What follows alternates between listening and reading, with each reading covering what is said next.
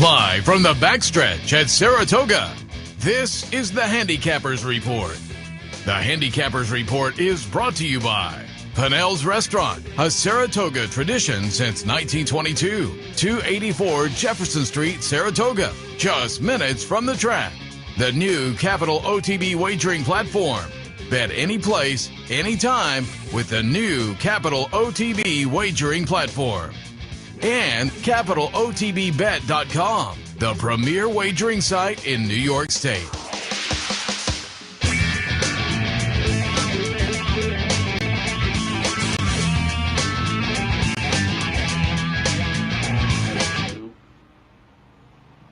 Good morning, ladies and gentlemen. Welcome to the Handicappers Report, coming to you live from the backstretch of Saratoga Race Course. Alongside Seth, Merrow, I am Anthony Mormino, and day 20 on August 10th.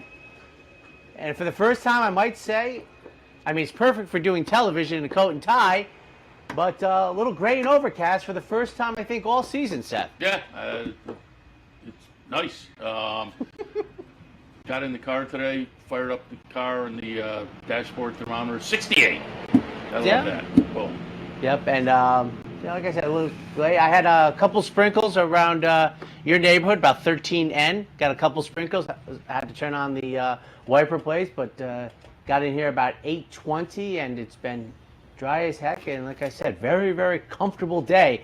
As we bring the curtain down on officially the first half of the meet today, day 20 out of 40 days, and the last couple of nights, if you've been alive on Twitter as such and YouTube, the sales are over. And one of the things I always like about the sales, and I actually have a spreadsheet for this, and I always think of the green monkey now. I think of the sales like the draft. It's like we report all these things and then we kind of like don't think about the horses again, whereas I like to go back and see what they did. And of course, the green monkey is the best one. It's like, and no one ever does a story on like, well, where do they go from here? They're racehorses, 2.3 million, 1.5. And I think, Seth, about 19, I don't know, late the green Seth. monkey 14 million? It might have been 16.5 or something. And I think he hit the board in a race out at Hollywood Park. And but you never see a story like, well, what happened to the 16.5? And I think AP Indy was the first sales topper to equal or surpass the earnings on the racetrack as they went through the sales ring. And I tell you, I had a list of a lot of them, and that's not an odd set. As I used to say to my parents, that's gambling. What I'm doing in the afternoon is something different from what they're doing. But I'll keep an eye on them as I usually do. There have been a couple that have worked out, but honestly, most of them they don't. Get to seven figures. It's tough. And it was a blockbuster sale. They knocked it out of the park. There was a number of seven-figure horses over there. D. Wayne Lucas signing for one that made a little noise. West Point picked up a couple of the sales topping they got horses. the sale topper, right? I don't know if they had the sale topper or not. I don't know. The Curlin 2.3. I'm not was sure. Was that them? I'm not sure. I think Terry signed for West Point. But we'll see. They were up. Now there's a group that plays the game differently than when they started. Yeah. No question about it. And the place was jammed the past couple of nights. If you didn't get over there. Monday night, after a super oppressive Monday afternoon, it was still steamy on Monday night, but that didn't keep people from getting over there. It was wall to wall out in the backyard. And then last night, the temperature moderated. It was a beautiful night, and again, it was very crowded over there. C and B scene. Anybody in the racing royalty was there to be seen the last couple of nights over facing Tipton. And as I say, they knocked it out of the park. Coming up this weekend, New York bred sale, which has become very popular over the past few years, but it's not as wall to wall. And so if you didn't get over for the sale the last couple of nights, it's just fun to go over and kind of watch the horses in the walking ring out and back. And as I say, people watch a little bit. So you can do that in a little more of a comfortable atmosphere coming up this weekend, New York bred sale over there. It helped years ago when Keeneland dropped their July select sales. They used to have that one right around the middle of July, which was really the world's premiere, and then they kind of decided that they wanted to go a different direction. They wanted the horses to get a little older, and then they made that the one that takes place over 10 days right after this meet closes. That's now their premier one, but it helped Fasig-Tipton at Saratoga. So, guess that that kind of wrapped up the first half, the sales and today. So, anything else? Weekend? I didn't see his Arlington Million entries came out. Wow, thud. Well, the thud was the mile and an eighth. Beverly D. And those are the only 2 turf races for the weekend. The rest are on the dirt. So that comes up Saturday, Arlington Million. Both going to be run at a mile and eighth? Yeah. So both are shortened up. The Beverly D used to be a mile and 3/16. Shortened to a mile and I don't think they've run on the turf in 2 months at Churchill Downs. Oh, right. It was early June. They had a little situation, but I am not a kind of like a free market guy, but it does pain me that the Arlington Million, which was such a groundbreaking event, I think I was at SC about 5 days when they ran the first one.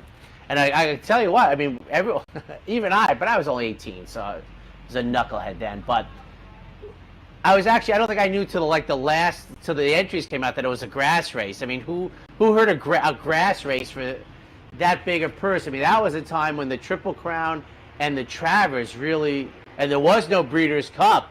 I mean, that was really national horse racing. Now, when I was little, the DC International was a thing, but it kind of was petering out. And then they ran this $1 million race, and it was like, it's on grass? That was just an anomaly. Of course, John Henry beating the Bart. And as Seth, last year I went out to the place, and it was great. So it's one of the few things that I really have a sadness to it, that it's not the same. Matter of fact, it's not being run for $1 million. It's not being run at a mile and a quarter. It's not in Chicago. Remember when it used to be the last Sunday, the Sunday of Labor Day weekend before the NFL took off. So it kind of had its own spot. We were closed here. Belmont had opened, and it was an event. I mean, NBC covered it for its first, 5-6 years. And then I remember when it changed was when they rebuilt Arlington. Remember in '85 they ran it under the tents? Right. Fire. In '88 they ran it up at Woodbine. And I would bet $5 and a Pepsi that was Travers Day.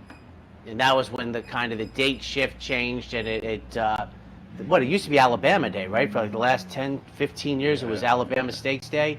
So, but the Arlington Million, the Beverly D, going to be run at Churchill Downs at a mile and eighth, both of them. So, I will also note in the media there was a little consternation when it came out a few days ago that the CHRB, the California authorities, are going to require media to be licensed to visit the backstretch of California tracks. And guess who's handing out the license? Yeah, which has never been, the case. You are. Like here, you're given permission by the track itself and a credential. Well, now the CHRB is saying, no, you have to be licensed, you have to pay, get the fingerprinting and everything. And Tom Law from the National Thoroughbred Writers and Broadcasters Association wrote a nice letter to the CHRB, public letter that you can catch. I think Blood Horse picked it up, that is pushing back. And I saw Tom last night, and he said there's a National Sports Writers Organization that is strongly pushing back because, the government's saying, oh, we're going to require you, the media, to pay to participate and show up. I mean, it's just never the way it's been. And so we'll see how that all plays out. That'll be an interesting story as well. You can read about it. And again, the CHRB ruling or decision came out a couple days ago. You can find that. And then Tom Law's response was yesterday, and that AP sports writers, that their response was yesterday too. I haven't seen that yet, but Tom was telling me about it. But I'm sure you can find them all online. Worth reading. My first thought was remarkable in a bad way. The other is horse racing isn't covered that much. It's like the impetus was kind of like where do the stories go to die? Because I'm like LA Times, I get a subscription to that. They don't cover horse racing. So, and that's like the major player in Los Angeles now. I'm like, does the San Diego Union Tribune even cover Del Mar? I don't get a subscription to them, but there's just not much. Question. Daily News in New York doesn't cover it. Times, I mean, it's really, but you cannot put the people who are supposed to be objectively covering you under your thumb and expect them to take swings at you. But it was bizarre, but not a surprising misstep. Yeah, it was. We'll see how it plays out. We'll see, because the pushback has been strong initially. Yeah. Like most things are, and then if they don't change their ways, usually the pushback softens. People just that's the way it is. Really? We'll I don't know. But... All right. Oh, let me give it a lineup a little bit later on top of the hour. Racing across America at Steeplechase Day is at Wednesday. So we'll have Bill Gallo from the National Steeplechase Association talk a little bit about the jump racing here. And concurrently with here, they're down at Colonial, making it tough on the steeplechase folks. They're kind of bouncing back and forth between here and Virginia throughout the month, but getting good racing at both venues. So we'll talk with Bill Gallo. Albion Benton, our friend from the NHC. We met him out there a few years ago. He comes to Saratoga every year, and he had seen us and kind of introduced himself a couple of years ago at the NHC. A great contest player, lives in New Hampshire, and he's here for a week or so every year. This is his week this year. But the most recent NHC, finished third. Does a great job. He's qualified again this year. So we'll talk with A.J. Benton a little bit as well. Contest play, maybe get a couple ideas for this afternoon. And Liza Hendricks, you see her on the Fox show, comes from a racing family, and she, on the jump days, does some of the jump coverage on Fox, but she also is a graduate of the Flying Start program, and she and a partner co-founded the Wanamaker's online horse auction. So we'll talk about all that and more as well. All that coming up top of the hour on Racing Across America. So am I to assume there is a horse shortage population in jumpers too? Horse show? Why? Well, because you said they're bouncing back and forth in entries. Oh, I think the people. Oh, the humans. Because they're racing down there, and then they're jumping back here to race. So it's the same here. group? Yeah, pretty much. I mean, there's you got Jack Fisher and Kerry Breon on the training side, and you got the certain number of jump Has Jack jockeys. Fisher run a horse with our jumps yet? I don't think so. Who? Jack Fisher. I don't think he's had an entry yet. There's little. Well, there's very little I know about jump racing, but he's obviously, on the Mount Rushmore, at least in my mind's eye, and I haven't come across. I would say that'd be hard to believe, but I'd have to go back and look. I mean, there's. Well, you're the one in the black on the jump races. I know, but I'm not looking at the trainers. I'm just looking at who's going to come first under the wire. I only look at the trainers. I told you when I was a kid, right? It was always Shepherd and Fishback. That's all I knew. When they had two-a-days. They might have had two-a-days on Thursday and Friday. We might have had 4 jump races a week in the old days. Yeah, it was definitely different. No all right. about it. Oh, time for the Depaul Play of the Day as we kick off, not officially, I know, the second half of the meet, but we do kick off week 5, and I think it's Steve Bick with the Depaul Play of the Day. When you think trucks, think Depaul. Save this week. Drive Silverado, just $369 a month. Yes, $369 a month. Then come join the family for value. Just visit, call, or click. So come join the family and think Depaul for all your automotive needs.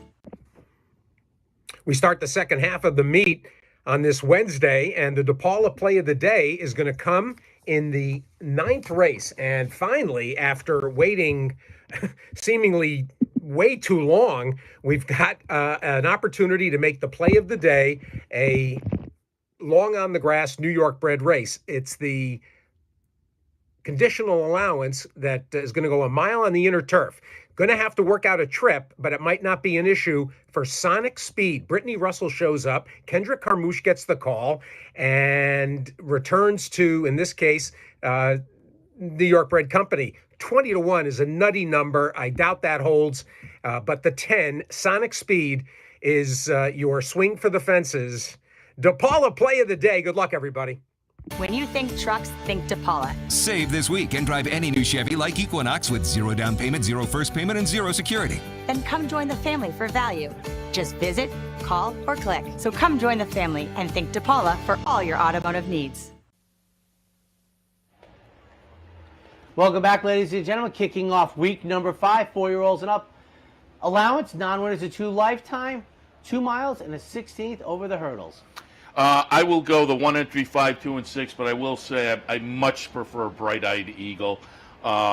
Spring Hill Gym is lately raced and has some potential, I suppose, but did run 4th already here earlier in the meet, and so I, as I say, I'm tilting far more towards Bright Eyed Eagle. And what I like here is Bright Eyed Eagle, as the aforementioned, bouncing back and forth, won down at Colonial on July 26th. And I just like the fact that this horse won over a racetrack venue. Most of the jump races are those kind of hunt meet things going over hill and dale out in the country someplace. And so that this horse won on a racetrack is a little bit of a bonus for me. So Bright Eyed Eagle on top, Baltimore Kid in the 2nd spot. One of those, it's hard to know what to do with this one. Won the career debut, 2nd start was pulled up. I just thought I'm going to give this one another chance off of the debut, which was pretty good, and think that is maybe more indicative of the talent, so I'll tilt there. Hurtgen Forest in the 3rd spot, similar to the top pick, a win at Colonial last time.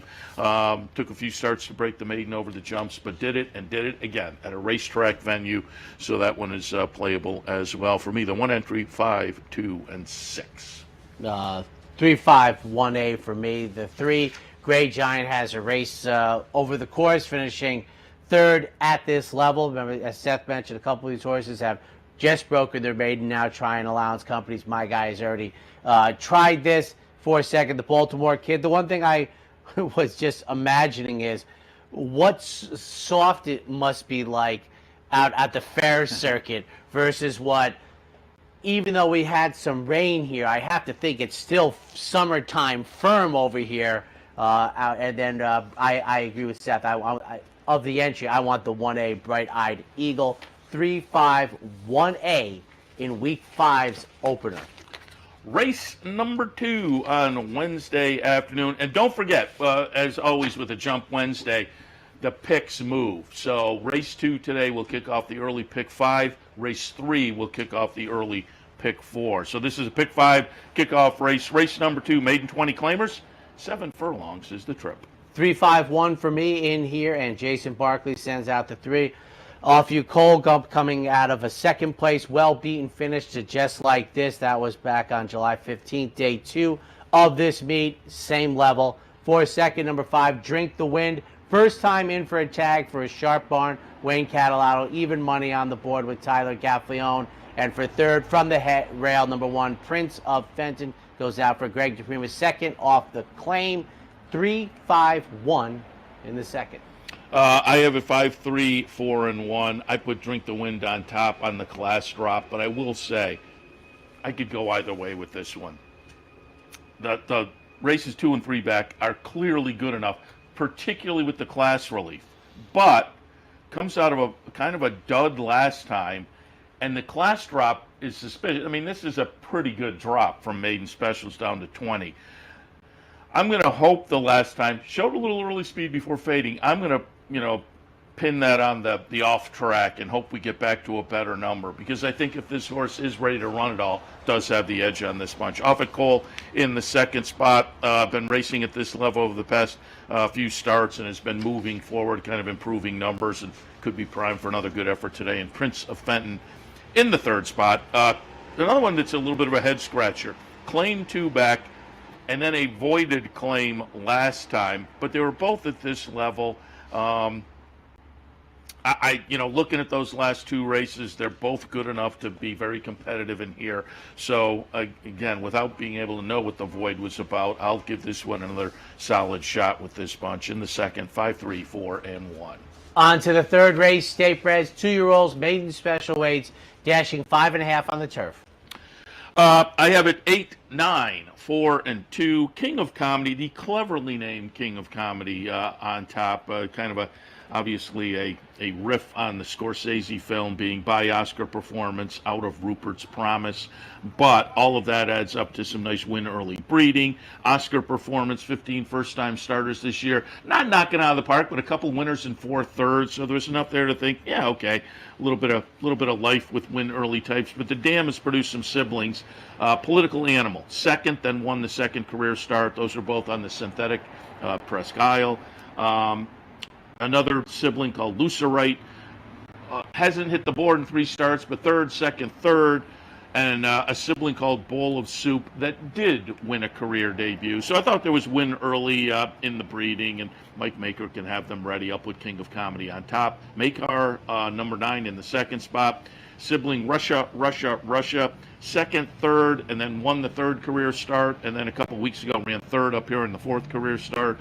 So certainly has been productive in the first few starts of the career. Has the sibling, and this one with 1 under the belt for Brad Cox. Won't be surprised to see an improved performance. Conman, by constitution, paid a decent amount of money for this horse, trained by Mark Cassie. Won't be shocked to see some improvement, but I will say, looking at the siblings, they weren't a whole lot. But this one, I think, again, paid a lot of money by constitution. Workouts look pretty good. The breeding wasn't jumping off the page at me, but I think there's the potential for some improvement here in the 3rd.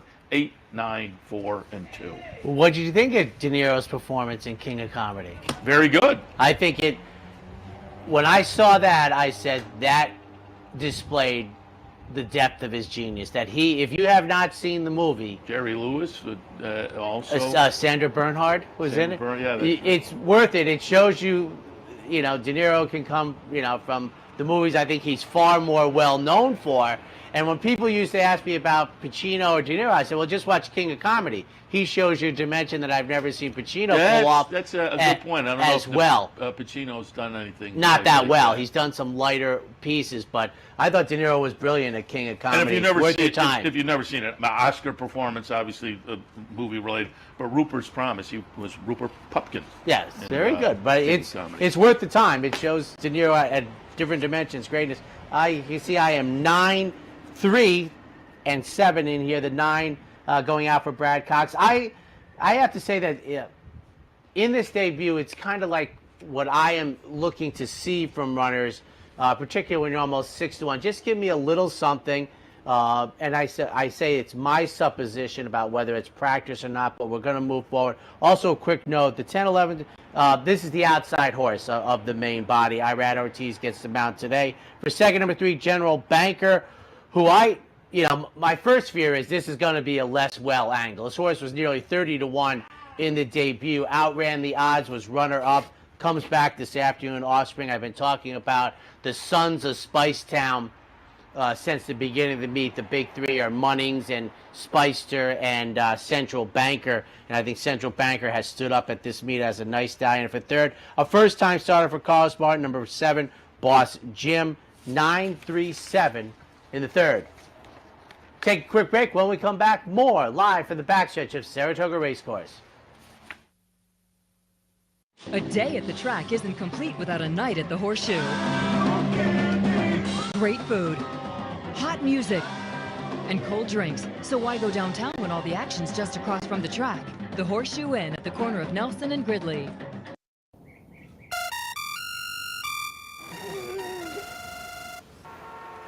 Come on. I want sales reports on my desk by Monday. Oops. My bad. Love racing? RTN brings you every live simulcast on your home television, plus live video streaming and race replays on your PC and mobile devices. To order, visit rtn.tv. RTN, a breed apart. Birdstone is an outside front. They're coming down to the finish. Can Smarty Jones hold on? Here comes Birdstone. Birdstone surges past. Birdstone wins the Belmont Stakes.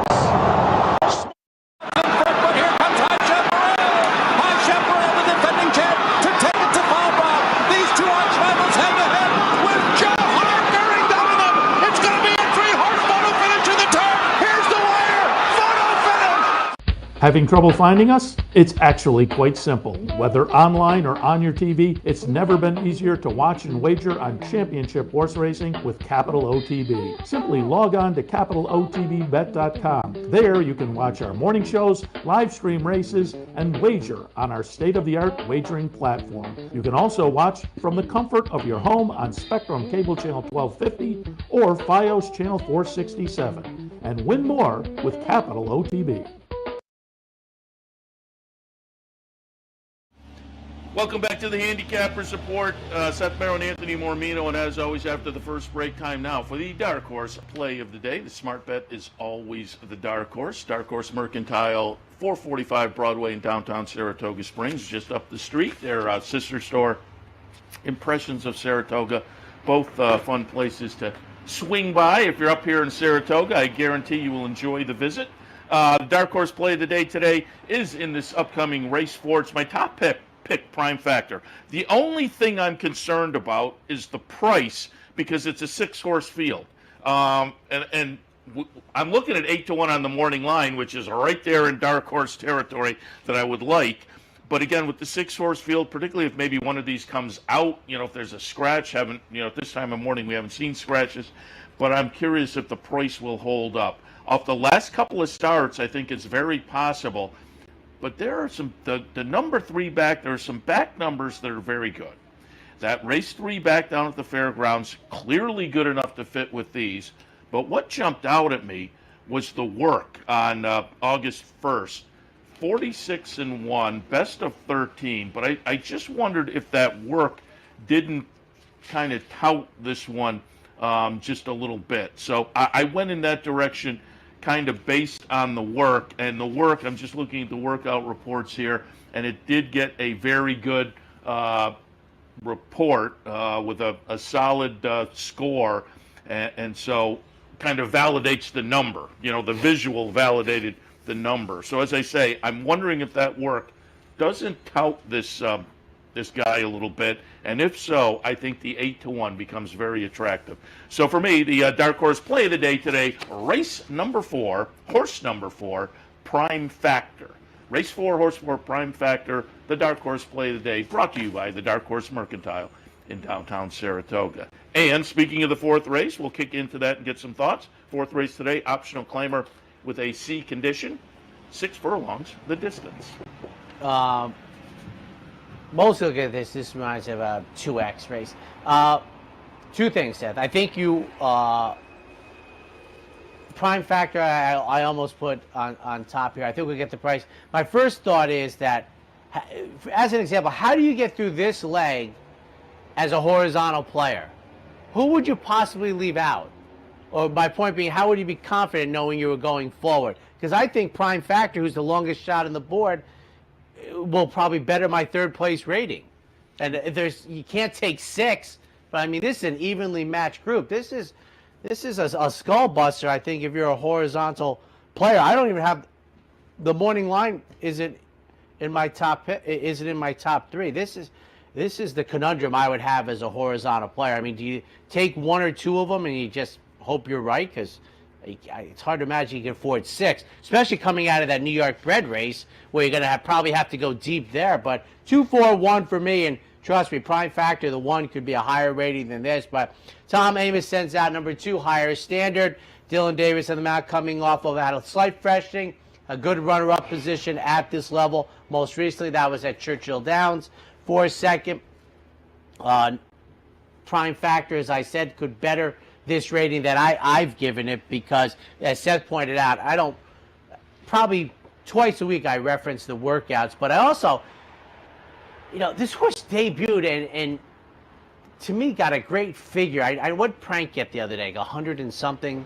Yeah. 102 maybe? That's kind of rare. I like ones in like the mid-80s for a debut, and they thought so much they ran in the Holy Bull, they made it the favorite.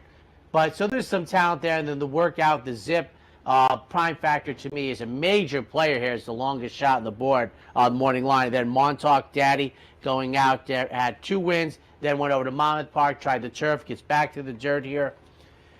I mean, Seth, I wouldn't be shocked if the trifecta were the 3 horses I left off of my top picks. Yeah, and it's a 6-horse field, and I have 5 horses listed. I have a 4, Who'd 3, you 5, leave and out? 1 in the 2. Because I know you didn't leave out the longest shot, so who'd you leave out? I left out Kinetic Sky. Okay. The 6. But I don't have any argument there either. 9-2. Again, prime factor on top for me for all the things I listed as the dark horse. Mexican Wonder Boy underneath. Good win claimed out of a 2-back in an off-the-turfer. Tried the turf last time in a stakes race down at Monmouth. That was a little bit of a flop. So now gets back into a claimer, back on the dirt, back to a sprint. I'll look for what we saw, 2 and 3 back. And then in the third spot, Sibelius, who has a lot of early speed, could be dangerous in here with that early speed. But keep my fingers crossed that morning line holds up and prime factor lives up to that recent workout. In the 4th, I have it 4, 3, 5, and 1.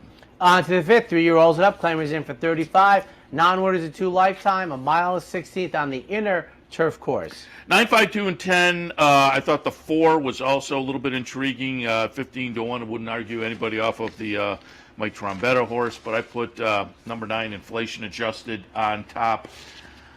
3 starts so far, 3 improving numbers. 2 of those starts were last year. The comebacker was a lifetime best buyer. It was in allowance company, ran 7th in the field of 10, and now Chad and Klarovich are saying, you know what, maybe this isn't one of our better horses. We will drop in for a tag. I think this group is clever in these situations, and they also like to put W's in the column up here at Saratoga. So I think they're just making kind of a logical move here. But what we've seen so far, I think, says this horse is a solid fit with this group. Tonal Impact in the 2nd spot. Mike Maker trainee was claimed 2-back.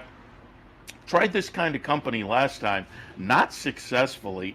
I just think the horse is better than that. And I think looking at this group, the horse is a solid fit with this particular bunch as well. So I'm going to look for something of an improved effort, and I think the 8-1 offers the opportunity to take a little roll of the dice with that one. Getting some class relief, Parketry, stepping out of some optional claimers, including one up here a little earlier in the meet. That wasn't much of an effort, but again, like the top pick, I think the class relief maybe puts this horse far, far more in the thick of things this afternoon. So I have it 9, 5, 2, and 10. I'm on board with the 9, inflation adjusted. Started the year at Monmouth, got Lasix for the first time. Now drops in for a tag for the first time in the 4th career start. Obviously, as powerful an operation as there is in the world. For a 10th, Skylander, Bill Mott's runner, also a first time in for a tag. As a turf runner, tried dirt in the most recent effort. That was at Saratoga, but gets back to the turf here for only the 3rd time since breaking the maiden. And as I mentioned, drops in for a tag for the first time, does get the outside post position. And I have Tonal Impact. Mike Baker has just had such a good run this season. This was a $50,000 claim, 2 races back. 9, 10, 5 in the 5th. Race number 6 on Wednesday afternoon. We're looking at state-bred maiden special 2-year-old fillies going 3/4 of a mile. Wide open race here. Good luck to the pick 5 people. Quick note, 11 through 13 plus the 1A or AEs, field of 10 field size. 8, 3, 7 for me, and Maple Leaf Bell gets my top pick. Jeremiah Engelhardt sends out this offspring of Cross Traffic. Comes off a bullet for the day workout for the debut today. Joel Rosario named for 2nd. Number 3, Spinning Colors. And I almost put this horse on top by Hard Spun for Mark Henning. In the daily racing form, Mark showing a win percentage of, basically 1 for 32. But John Velasquez gets the call, 8-1 in the morning line. I'll be watching this runner. For 3rd, number 7, Security Code. Phil Serpes, firster, and offspring of Frosted working out smartly towards the debut. 8, 3, 7 for me. I have it 11, 8, 1, and 13. The 11 and 13 are AEs. If those 2 don't get in, look at the 5 and the 9.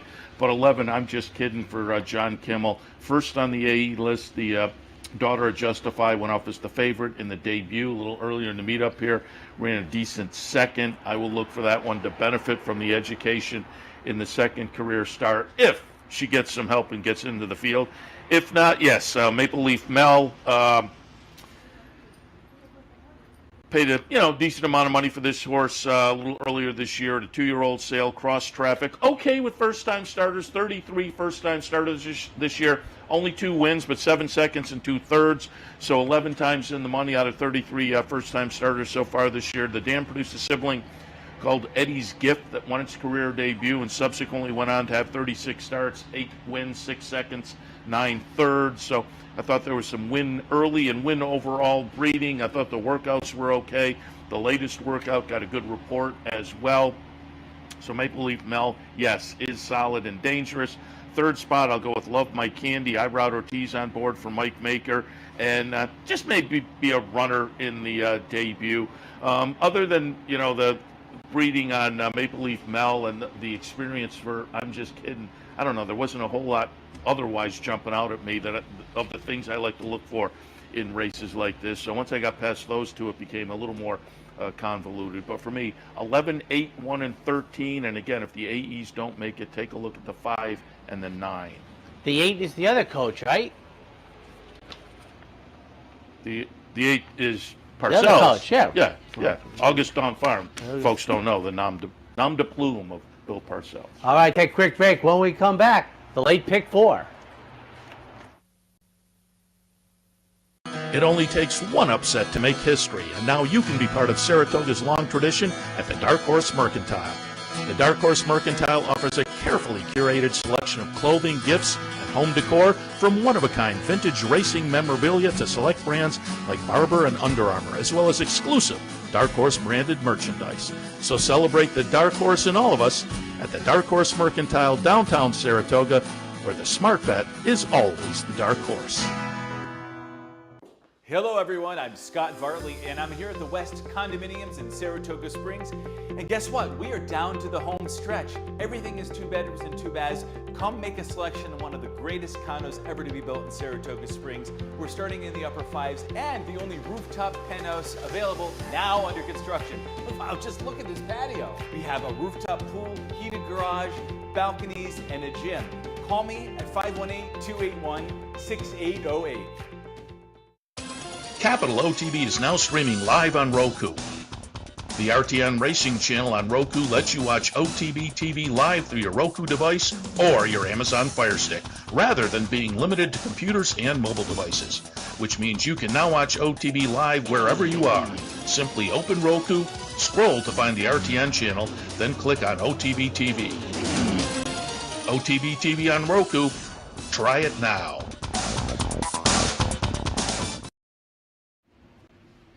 And welcome back, ladies and gentlemen. Coming to you live from Clare Court on the backstretch of Saratoga Race Course. 7 furlong pole right outside our front window. We're up to the 7th race as we kick off week 5, and it's for 3-year-olds and up. Starter allowance 5.5 on the turf.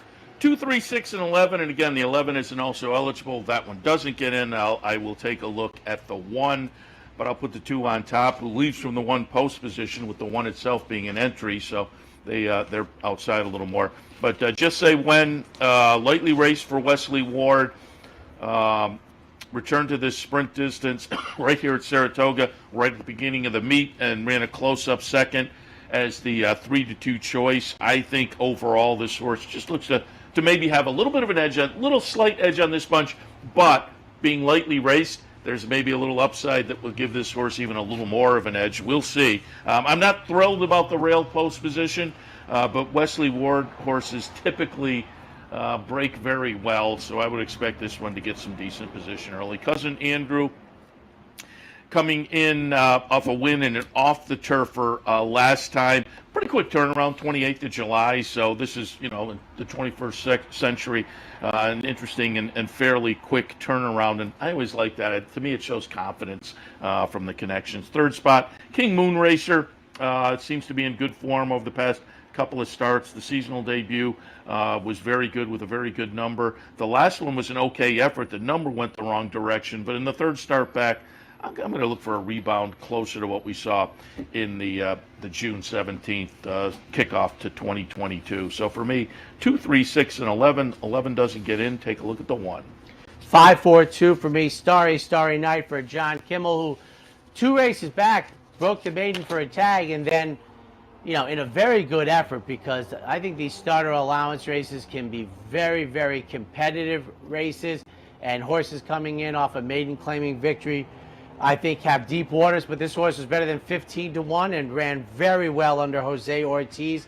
That was on the opening day of the meet. Winter Sun, I think, was at just about $90. I think it might have paid $89 or so, but the $90 winner kicking off, I think, still the highest mutual of the meet, I think. Oh, I would think. And I was thinking that it could stand up, but then I did some research and found out that basically 2 out of every 3 years we do have $100 mutuals. So swimming against string there. But I like Starry Night in here. We won't get the nearly 17-1. Number 4 for Harp. I think this shipper came in, ran very well on the 23rd. This is a Park shipper for Robert Reed Jr. And for third, I'm with Seth with Wesley Ward's runner from the rail. Just Say When. And a quick note, and you can often expect this when we come back to racing. The rails were both at 18 feet last week, and I see here that the Mellon turf, of course, the outer one is up to 27. I don't think the inner can go up to 27. It's just doesn't have the circumference of it. But they have changed the rails on the Mellon once again. I think 27 is the maximum on the Mellon. Talked about King of Comedy earlier being cleverly named. Your top pick, Starry Night, also cleverly named, being sired by McLean's music. Yes. Gotta like that. Coming up in race number 8 on Wednesday afternoon, we're looking at stakes action, restricted stake for 4-year-olds and up. $135,000 up for grabs. 7 furlongs is the distance. Just a couple of quick things about Tail of the Cat. Tail of the Cat, the horse, the actual horse, they chased a grade 1. They wanted to. It's so important for a stallion to have a grade 1 victory, and his story of chasing it is one of my favorite ones. Now, the reason he had to chase it was, Seth, people will remember Jackie's Warrior in the Vanderbilt as one of the most demonstrative grade 1 victories ever up here. I have to believe it's on YouTube, very findable. I think it was the last year that King's Bishop was not a grade 1, and John Forbes brought in Tail of the Cat. I think Julie Crone was aboard, and I mean to tell you, in a race that had already had a big history of being one of the top 3-year-old, Tail of the Cat just has Julie Crone looking around. Find it on YouTube. They never got their grade 1 for Tail of the Cat. Never got it. The opportunities weren't there. Not as many, not for those sprinters. They tried a middle distance turf, tried everything they could. We get the race. He's a good horse. But look up his King's Bishop, boy. I want to say 1996 or 7. John Forbes, brilliant. You talk about a hammerlock win. I am 2, 3, 4. Awesome Jerry gets my top pick for Saffie Joseph. Had a couple wins, and then hit the board in a stakes race down on Independence Day at Churchill Downs. Comes in very sharp. Irad Ortiz gets the call. Makes the Saratoga debut. For second, Southern District. 7-5 on the board here for Chad Brown and Klarovich. A couple races in the spring. Both of them strong allowance victories. Shortens up to 7/8 today, which maybe will only make this horse even tougher. And then for third, it's Repo Rocks coming out of the Jan Nehrude, which another one of those examples, Seth, where it says grade 2, but if you're in the here and the now, you know it's a grade 1. And, that's just a good spot behind, Speaker's Corner and Life is Good. 2, 3, 4 in the 8th. 3-5-2 for me. I put Southern District on top. Comes in with a 3-race win streak. Solid numbers. Tri-Stakes company here, and I think is going to fit for Chad and Klarovich. So put that, master of the obvious there. 7-5 on the morning line, but off the past 3 races, looks to deserve it. Mr. Phil, another one of those, the horse I talked about earlier, my dark horse play. I wonder if the latest workout doesn't tab this one as being very live in here. 46 flat back on July 31st. That's moving, and this horse on a best number is right in the thick of things with Southern District. Now the last one through, It's not the leaf blower, but it's the next best thing. I guess he's mowing the lawn over there. I don't know if you can hear him. They're working the lawnmower 10 feet away from us. But Mr. Phil, last time tossed in a little bit of a clunker. It's a Monday, Tuesday thing. Exactly. Yeah, good point. But I think he's a solid fit here, and that workout is very interesting. Awesome Cherry in the third spot. Comes in very good form. Seems logical as a player in here. Short field, but it's kind of a fun, contentious field, I think. And I have it 3, 5, and 2. Ninth race on the card. I don't see this classification too often, and I'm kind of a scan over the conditions type person because they're usually rather elementary. This is a state-bred 3-year-old up classified allowance race, which is ironic because I think when Tail the Cat ran his mile on the inner turf here the year after, I think it was his King's Bishop, I think it was a classified allowance race to get him in condition. I'll punt this. I don't understand it, so I'll leave it at that. It reads for 3-year-olds and up, non-winners of one other than, or non-winners 2L. I don't see this condition very often. A classified allowance with the state breds going a mile on the inner turf course.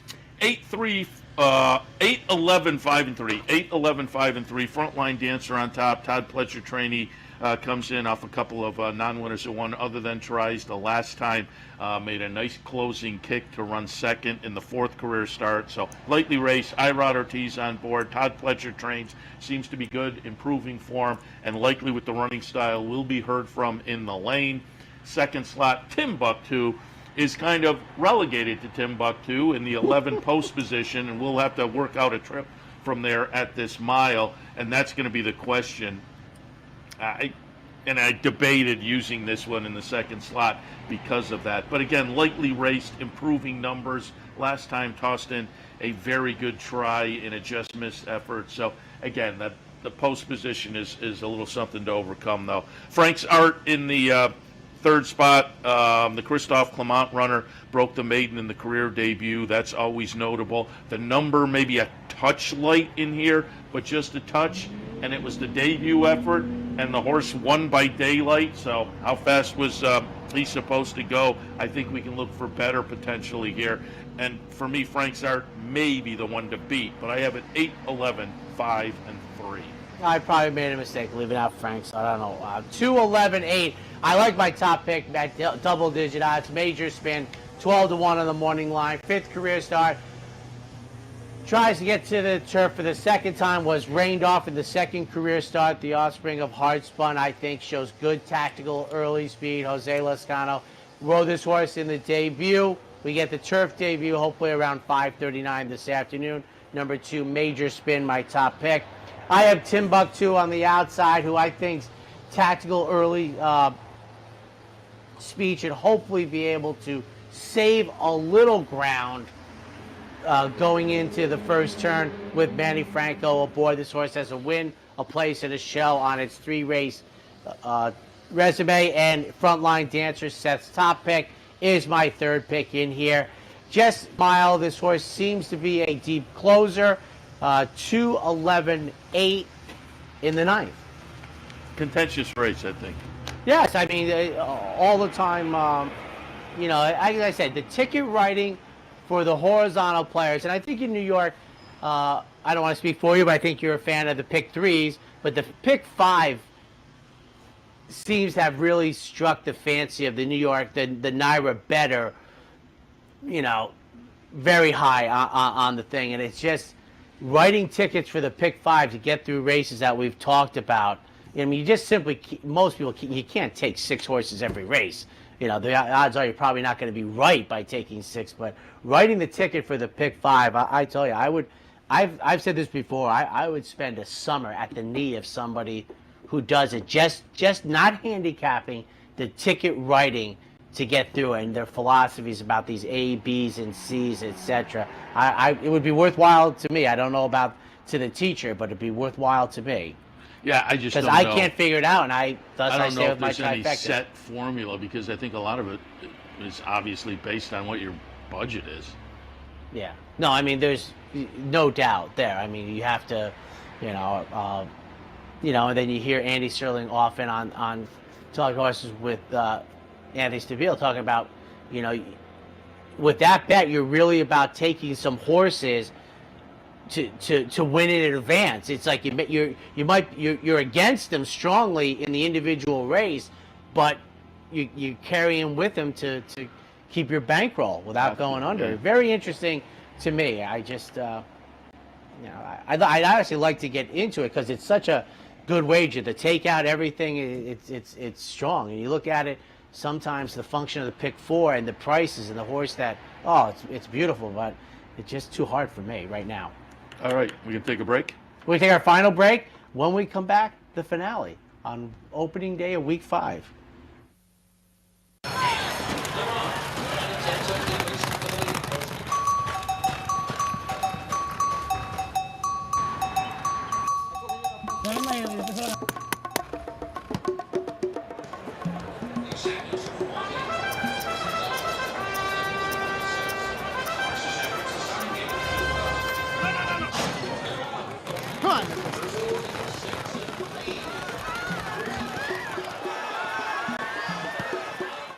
No matter where in the world you are, the excitement of wagering on horse racing is just a click away. You'll get live streaming, past performances, race replays, our virtual tote board, analysis and selections from professional handicappers, a simple, safe, and secure wagering platform, and best of all, you get track prices. CapitalOTBBet.com. Bet any place, anytime at CapitalOTBBet.com. And be sure to download our new mobile app from the iTunes Store or Google Play. What if there was a way to become a better horse player, to have a better knowledge of the game, to be more successful? What if there were a way to take what you've learned, what you know, and make better decisions, better choices? In horse racing, knowledge is a powerful tool.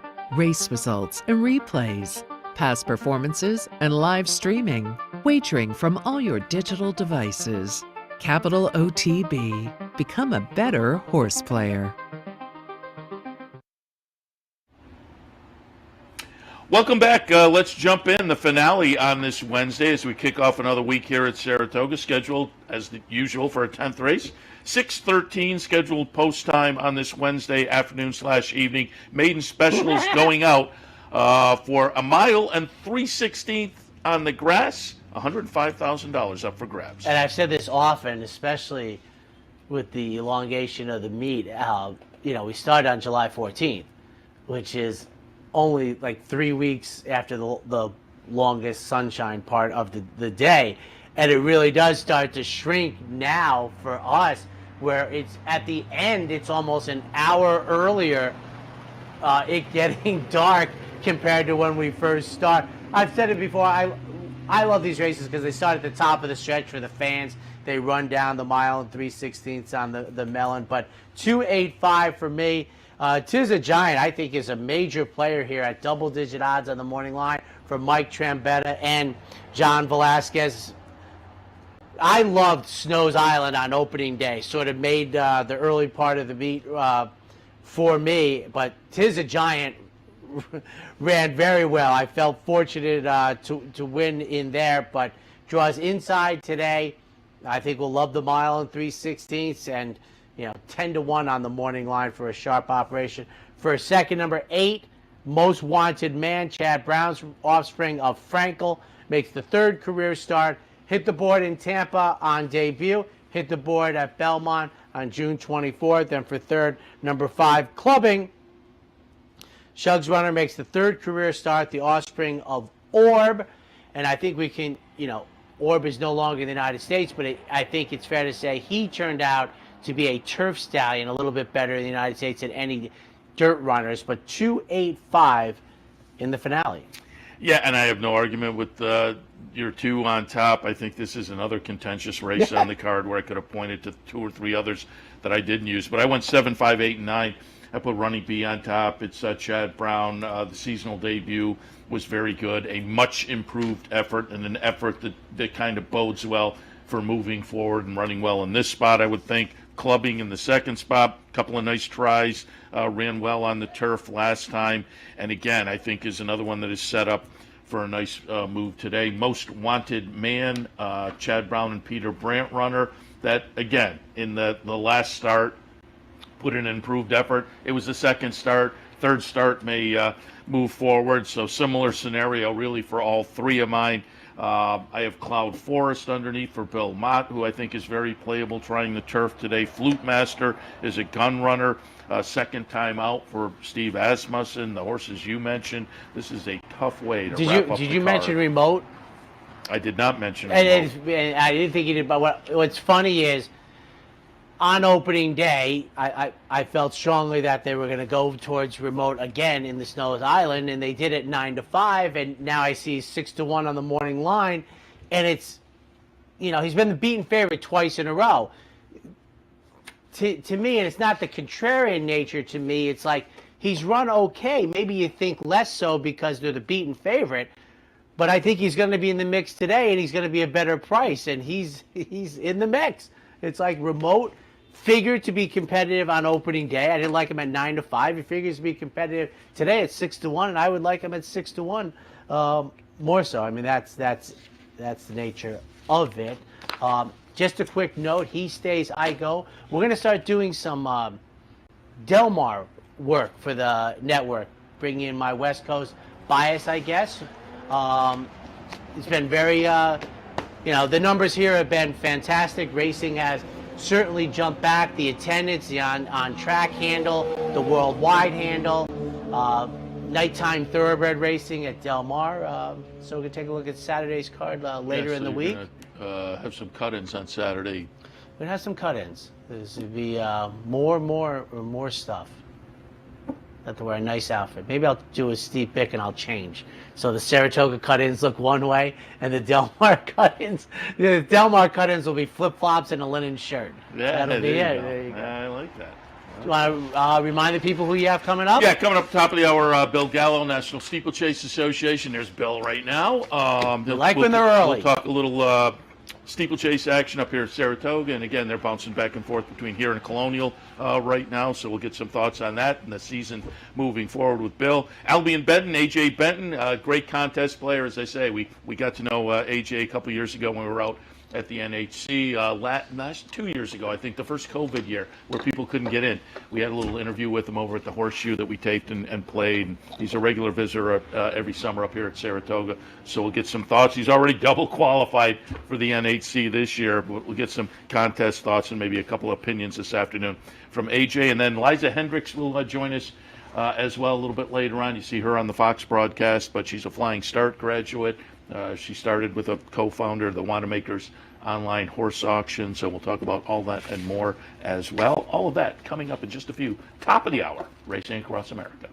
One of the most amazing thoughts I have each year on this particular day is for people that grew up as a 24-day meet, that this is day 20, wrapping up the first half. I think it's hard for people, and I've said this also before. I mean, two things I know. One is I've gone to far more meets that were not 24 days than I went that were 24 days. I only went to about 15 or 16 24-day meets, but you're young in those. And the other thing is I've not used the broadsheet edition of the daily racing form for 3 times the length that I used the broadsheet daily racing form. But although I still fondly remember. Yeah, well, your memories when you said whether it's romantic or the first one. Now I don't use the we don't use hard no copy one. of the form. There is no hard. I think usually Derby Day, Oaks Day, and Breeders' Cup 2 days. It's the best part about live television of the backstretch. A little singing, a little back serenading, there, but it's a great world we live in. We get the entries 72 hours ahead of time. He stays, I go, ladies and gentlemen. We kick off week number 5.